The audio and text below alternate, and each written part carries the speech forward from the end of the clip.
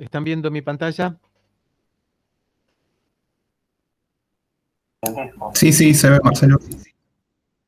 Bien, gracias.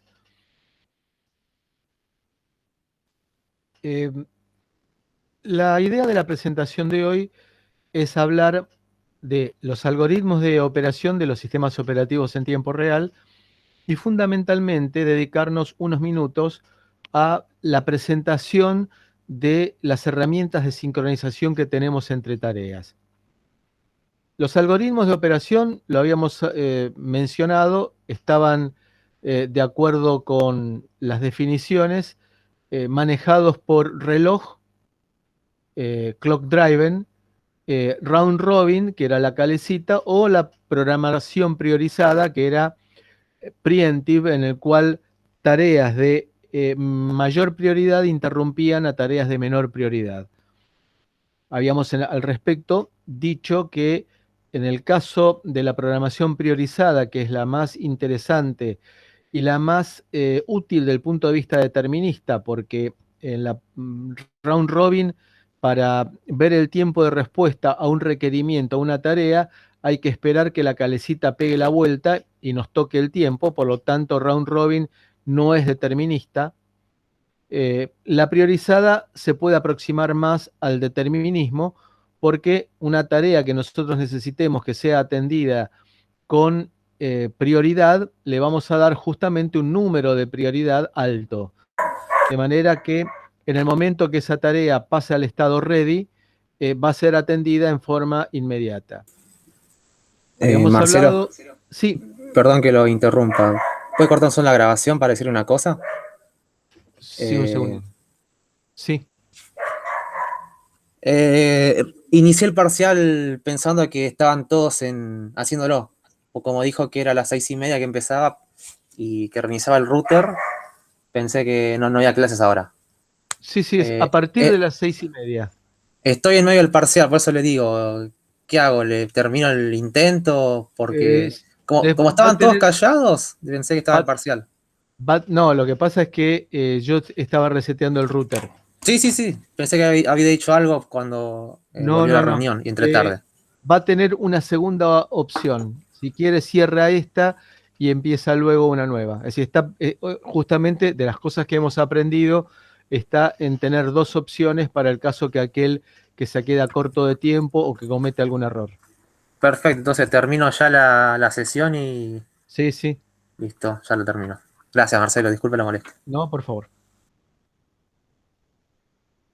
Bueno, entonces decíamos que en la programación priorizada va a tener una tarea de alta prioridad, va a interrumpir a una de baja prioridad.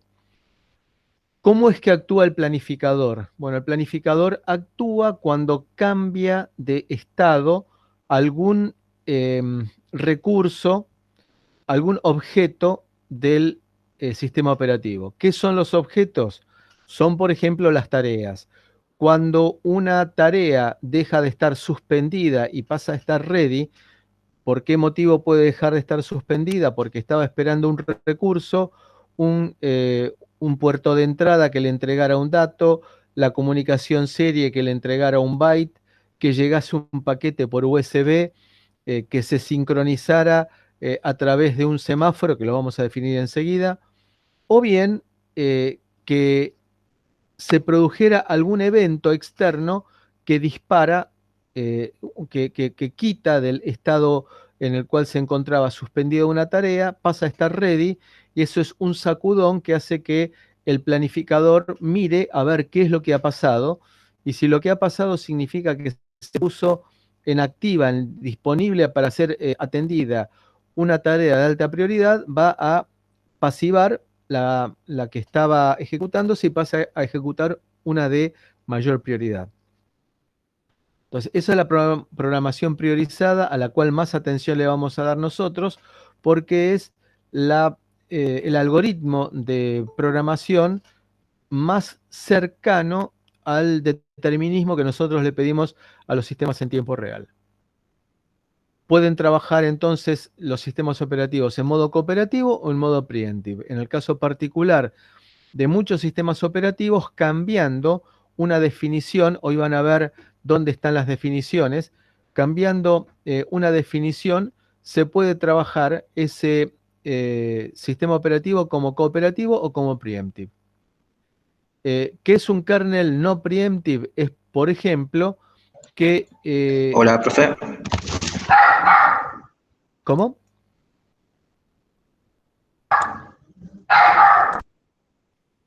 Bueno, un kernel no preemptive es que se trabaja por interrupciones, que son las que tienen la máxima prioridad y que interrumpen, como su nombre lo indica, la ejecución de una tarea de menor prioridad. Entonces, cuando un kernel no preemptive es el caso en el cual el kernel está activado por una ISR, por una interrupción, y trabaja de esta manera. No tiene un algoritmo de planificación que le permita manejar prioridades. Entra a lo bruto, da un portazo a la interrupción sin tener en cuenta el estado de las demás prioridades, de las demás tareas. Eh, entonces, un kernel no preemptive es en el cual actúa por disparos. Entonces, se está ejecutando la tarea A, cuando la tarea A termina, se ejecuta la tarea B. Cuando la tarea A deja de ejecutarse, se ejecuta la tarea B. Y así sucesivamente, es en forma voluntaria que la tarea cesa de ejecutarse y pasa a ejecutarse la tarea B. Es decir, que la tarea B no puede interrumpir a la tarea A. Entonces, ese es el funcionamiento, una tarea de alta prioridad dada por una interrupción, interrumpe una tarea de baja prioridad. Eh, en el caso de que no esté pensado para trabajar con el manejo de prioridades, una tarea de baja prioridad es cortada para entrar a lo bruto a ejecutar una tarea de alta prioridad. Eh, Normalmente los kernel non-preemptive tienen la ventaja de atender rápidamente las interrupciones y por lo tanto la latencia de interrupción es baja. Puede utilizar funciones no reentrantes sin temor a que otra tarea la modifique y la destruya, y que eh, se necesita menos tarea de sincronización. Mientras que el kernel preemptive es aquel kernel en el cual, al aparecer una interrupción, esa interrupción habilita una tarea, la tarea que esté disponible de mayor prioridad. Fíjense que la diferencia con el gráfico anterior era que aparecía el pedido de interrupción y luego volvía a ejecutar la tarea que estaba realizando hasta ese momento. Aquí aparece la interrupción debida por ejemplo, el timer, el sysdig del sistema operativo, y cuando termina de ejecutarse, el planificador, fíjense, aquí cambia un objeto, es decir, se deja de ejecutar esta tarea, eso significa que la tarea cambia de estado, pasa de estar ejecutándose a ready o a el estado que sea. Se fija el planificador cuál es la tarea de mayor prioridad. En el diagrama temporal anterior, de prepo pasaba a ejecutar la tarea que estaba ejecutándose hasta el momento que apareció el pedido de interrupción. Aquí, el cambio del objeto significa que el planificador busca la tarea de mayor prioridad que esté disponible en ese momento, así que esté ready. Cuando termina la tarea de mayor prioridad, termina significa porque se le acabó el tiempo y el sysdig dijo, saco esta tarea, la saco de ejecución y la mando al estado suspendido, por ejemplo. eh, Nuevamente ahí el planificador se fija cuál es la tarea de mayor prioridad que está disponible y ahí pasa a ejecutar esta tarea en verde simplemente. Aquí este ejemplo... Profesor, Sí, perdón la interrupción. Un compañero me acaba de avisar que no puede entrar. a ver.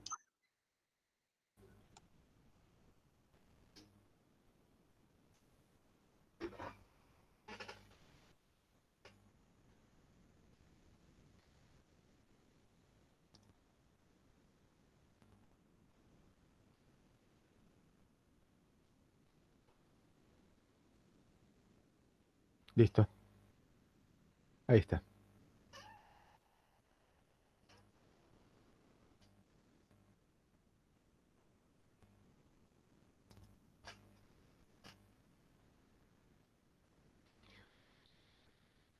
Entonces, estamos ejecutando una tarea de mediana prioridad.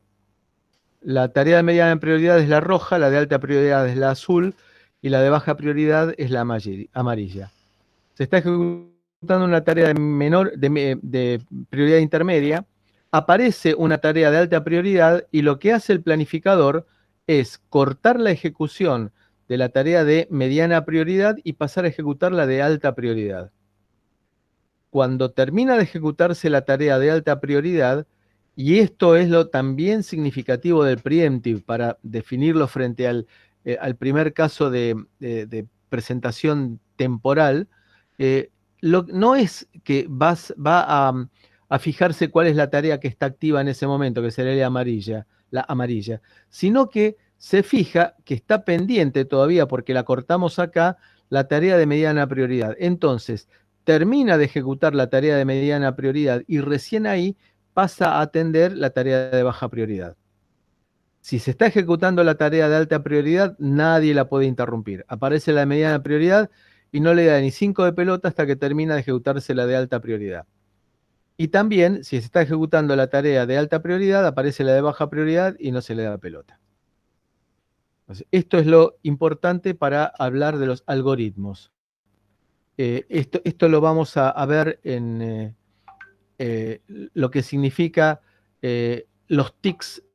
Los tics significa la interrupción producida justamente por el systic, que periódicamente lo que hace es cortar la ejecución de la tarea que se estaba ejecutando y fijarse bloquearla en este caso y pasar a ejecutar otra tarea. Cuando transcurre el tiempo del tic, se bloquea esta tarea, se pasa a determinar cuál es la tarea que está vigente y se pasa a ejecutar esta.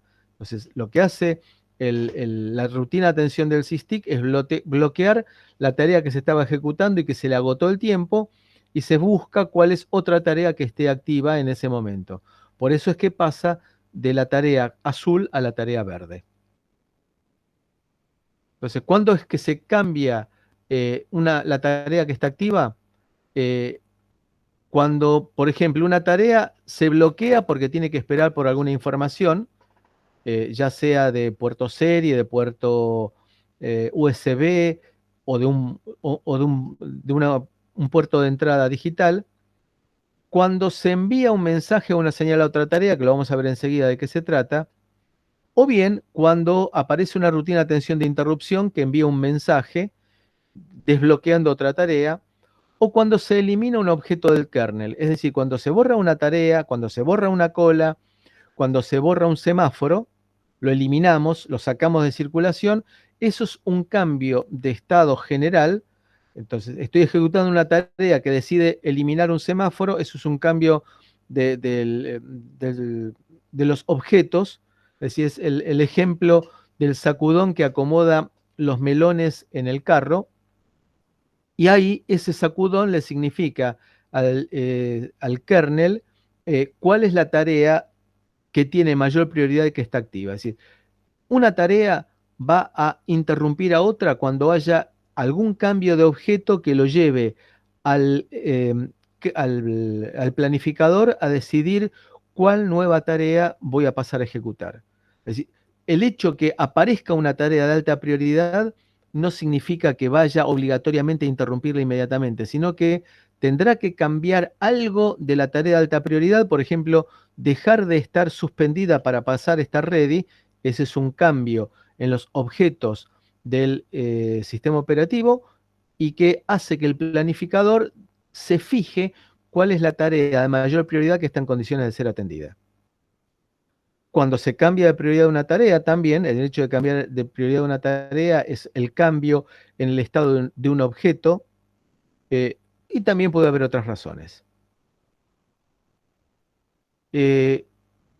Normalmente, por razones de optimizar el tiempo de respuesta, el kernel, en los ratos libres que tiene, en los ratos ociosos, hace tareas administrativas, que es, por ejemplo, llevar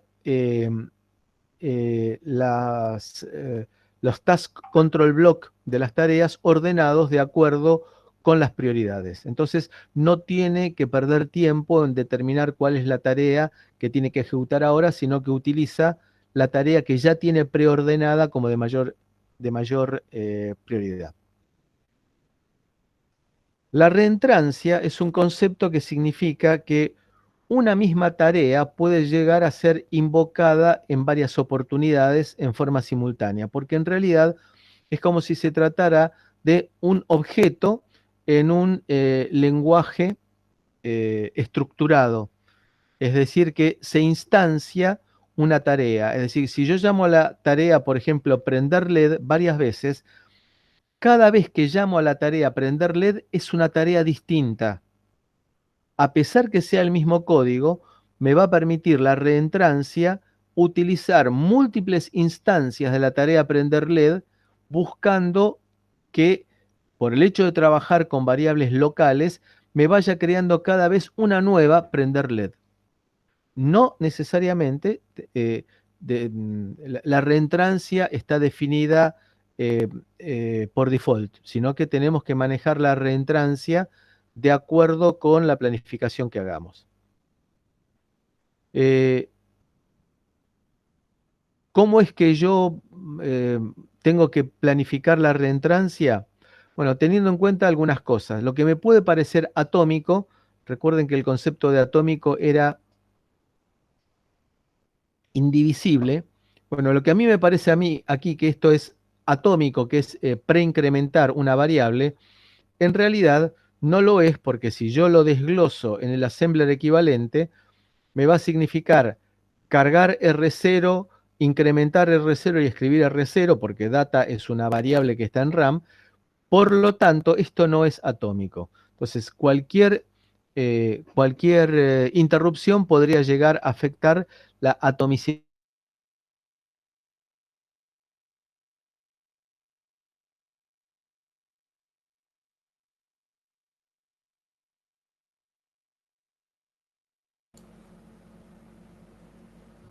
¿Solo a mí se me cortó? ¿Se cortó a Marcelo el audio? Sí, no hay se audio fue ni audio. video. Parece que sí. Hay presentación, pero no hay ni audio ni video. Está pagando internet en cuotas, por eso es que le van dando de a poquito. Te vas a convertir en un Luis, ojo con lo que dices.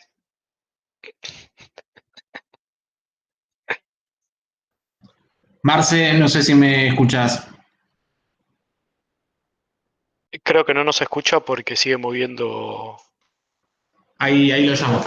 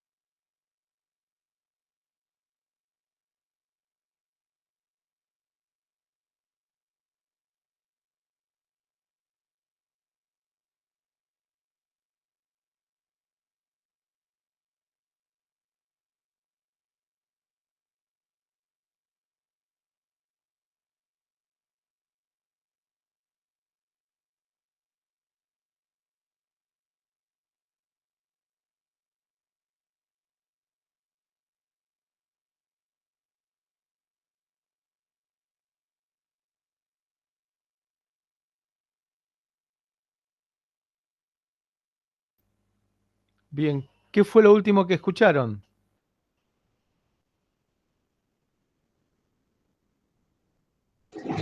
Marce, estabas justo en la parte mostrando los mecanismos de sincronización de cómo actuaba el sistema si no estaba bien sincronizado. Bueno, es decir que fue poco lo que se perdió. Sí, sí, fue poco. Digamos, esto no lo voy a subir porque quedó una porquería, evidentemente. Lo voy a enviar como para que lo tengan como referencia por el grupo de Google, pero no lo voy a subir al campus porque es una vergüenza. Decíamos entonces que la forma de sincronización será, por ejemplo, a través de semáforos, que vamos a hablar de 3 tipos de semáforos: binarios, contadores y mutex; por colas de mensaje, que ustedes ya tienen una idea de lo que es una cola de mensaje; por pipes; por memoria compartida. También memoria compartida es una idea que manejamos nosotros de cuando hablamos de la unidad de protección de memoria del procesador, que podíamos decir, que decíamos de que teníamos la posibilidad de asignar una zona de memoria que fuera compartida por más de una tarea, para escribir datos de una y que lo lea la otra. Marcelo, Sí. perdón la interrupción, no está presentando nada. Estamos viendo a usted. Qué aburrido.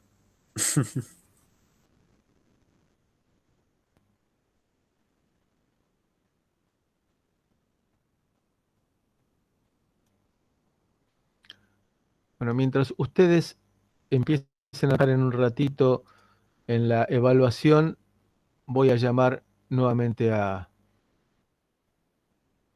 Fivertel.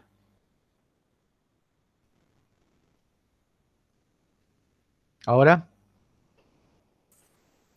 Ahí se ve, Marcelo. Bien, gracias. Decíamos entonces, digamos que no, con esto que fui diciendo, no era necesario, imprescindible ver esto. Después vamos a tener también mensajes de correo con el concepto que ustedes tienen, y los sockets, que es un tema un poco más complicado, pero buena parte de lo que estamos mencionando acá ya lo conocen ustedes. La idea de cola de mensajes la tienen. Los semáforos es bastante fácil de interpretar.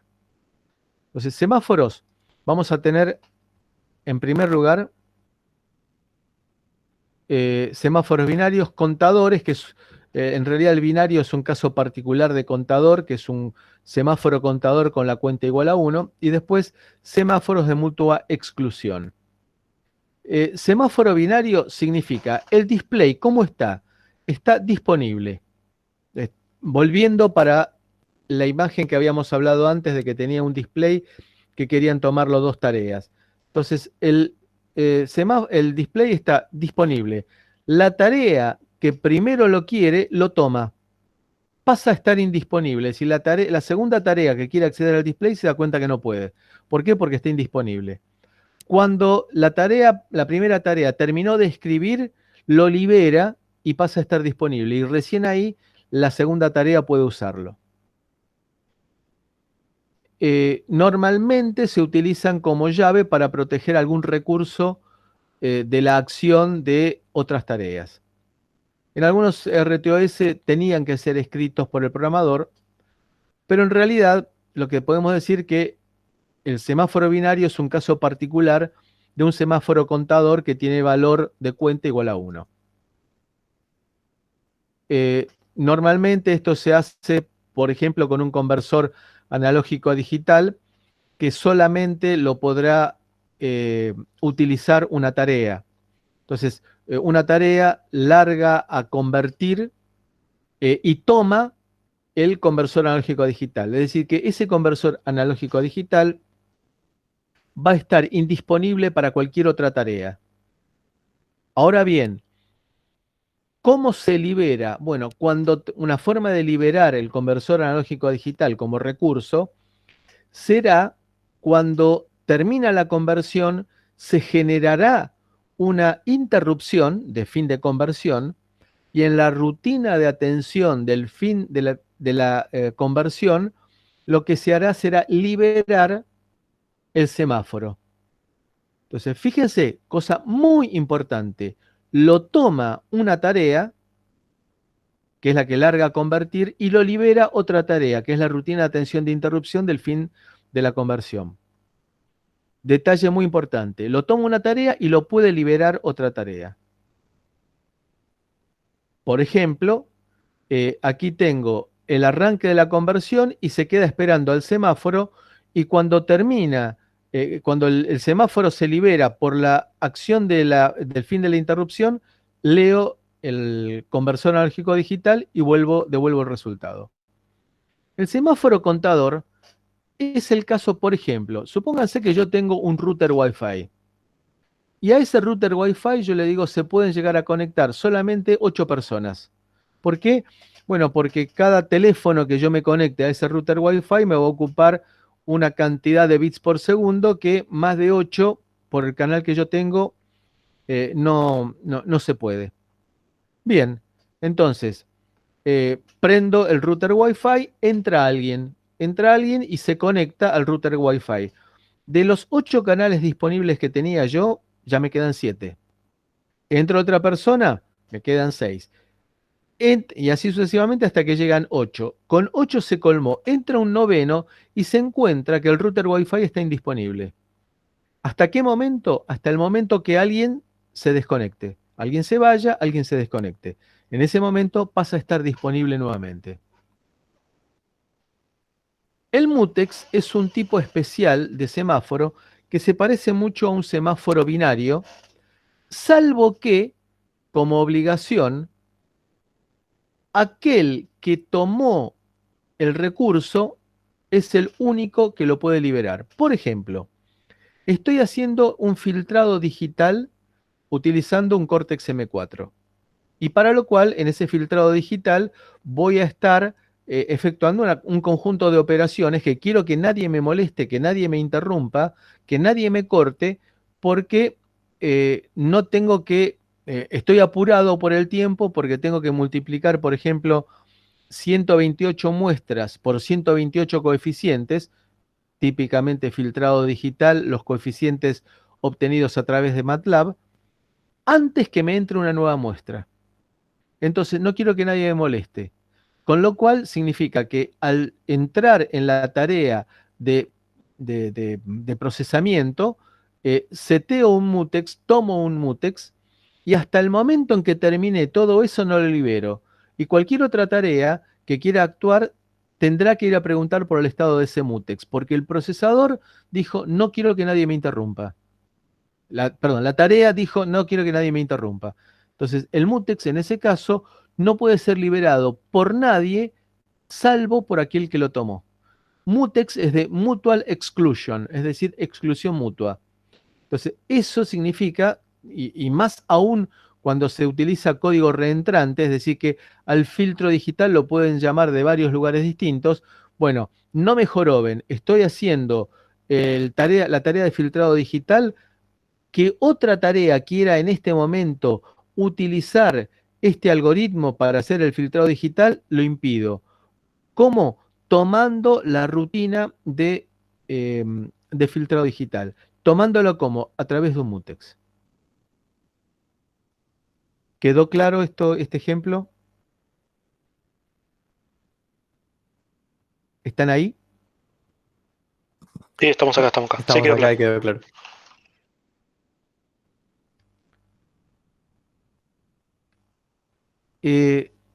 Después, el mutex entonces va a estar locked o unlocked. Normalmente el estado inicial es unlocked, cuando se lo adquiere pasa a estar locked y cuando se lo libera pasa a estar unlocked. Puede ser un mutex recursivo que admita una determinada cantidad de reusos, para lo cual se incrementa, y llega un momento en el cual se desbloquea y pasa a estar utilizable por otra tarea. En el caso de Cortex, hay instrucciones asociadas con el manejo directo de mutex. Y acá es cuando dijimos nosotros en su momento que Cortex era una arquitectura RISC, pero hasta ahí no más, que había dejado de serlo cuando empezaron a aparecer funciones especiales, como por ejemplo el caso del manejo de los mutex. Entonces, en el caso del manejo de los mutex, es que utilizo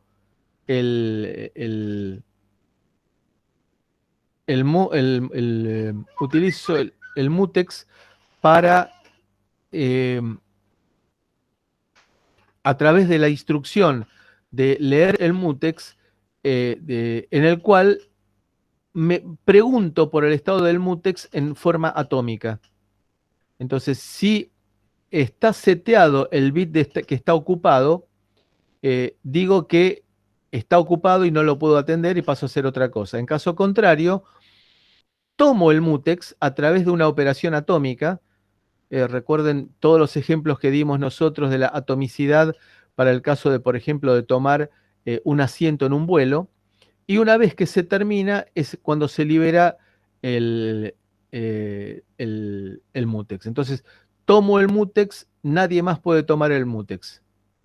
Ahora, puede darse el caso que no se me permita tomar el mutex porque en este intento apareció que pudo haber sido accedido en este lapso por otro. Entonces, desde que yo pregunté por el mutex hasta que lo escribí.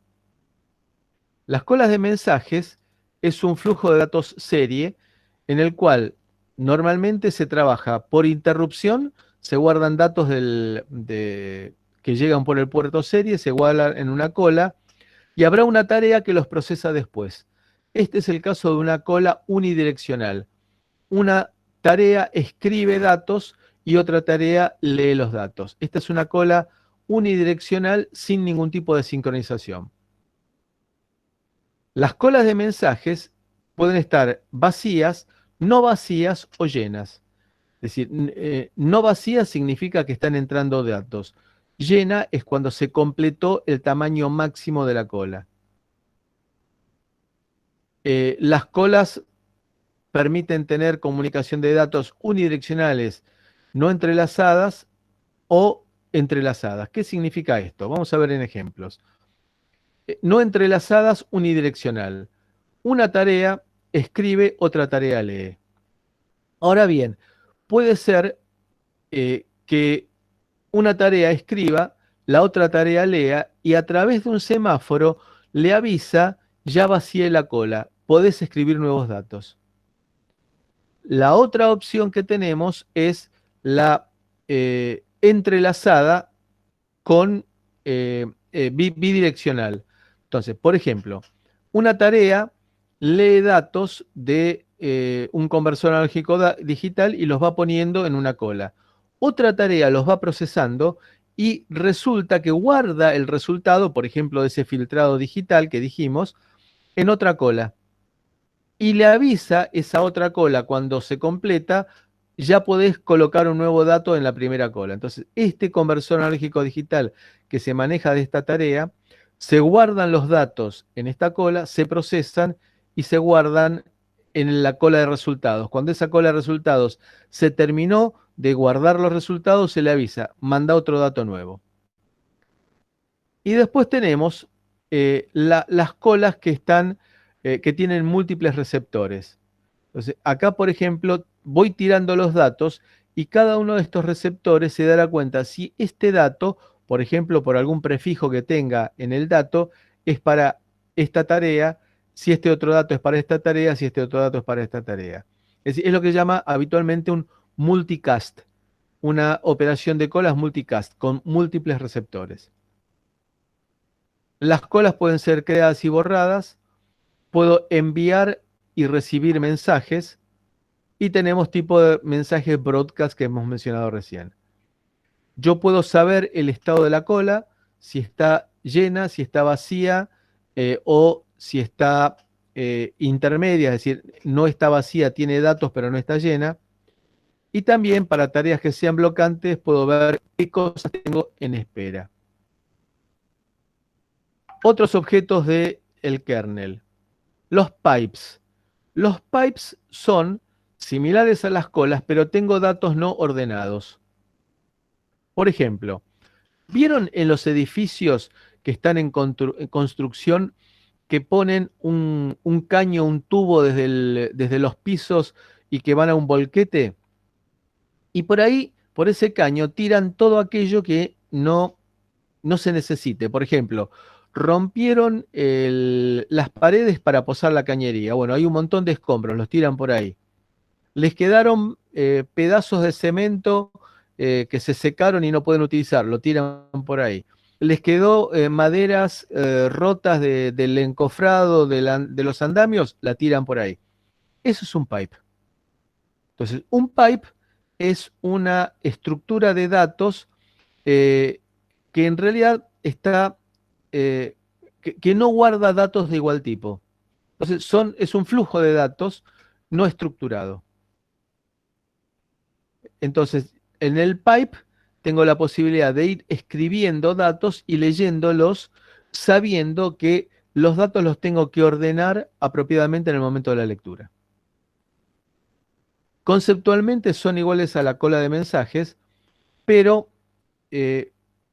tiene datos que no son del mismo tipo. Y es responsabilidad del lector, de aquel que los utiliza, en saber utilizarlos.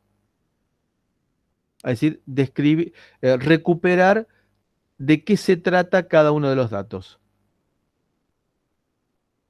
¿Alguna pregunta?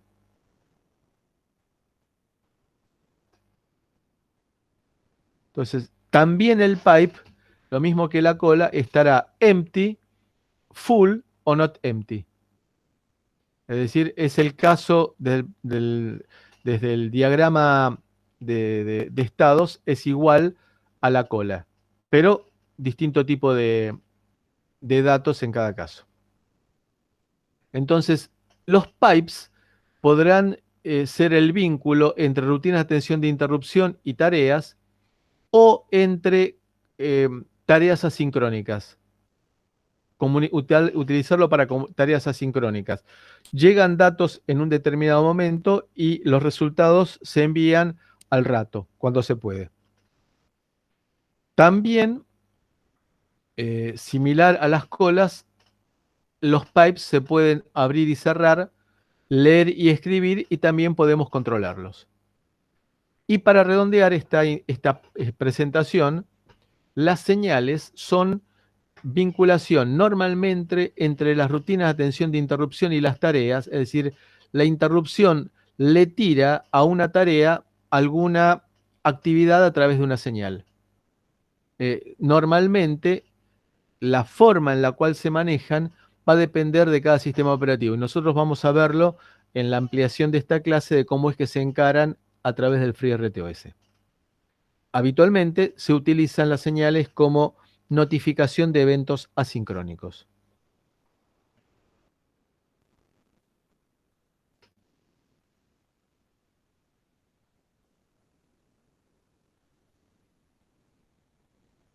¿Alguna pregunta?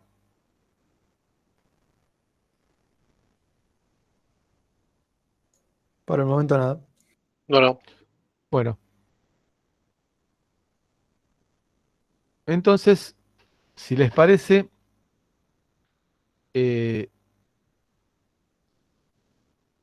entonces